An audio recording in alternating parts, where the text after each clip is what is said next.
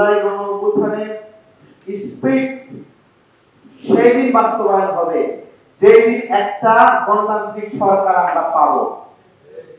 এটাই জুলাইয়ের স্পিরিট, একটা নির্বাচিত সরকার।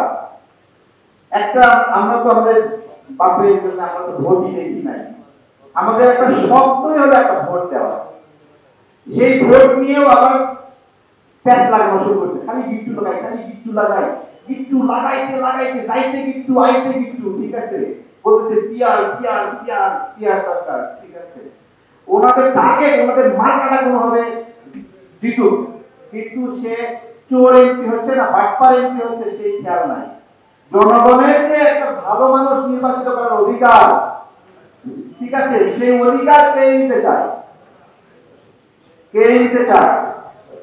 ফলাফলা কোলা কৌশল করছে। আমি বলি এগুলো করেন না। আবার দেখেন যে দলগুলো পিয়ার নিয়ে অনেক জিকির করতেছে, সবার আগে প্রার্থী নমিনেশন দিতে তারা, তাই দিচ্ছে না? যে যত জোরে পিয়ার নিয়ে চিৎকার দিচ্ছে সে তত জোরে প্রার্থী ঘোষণা করতেছে।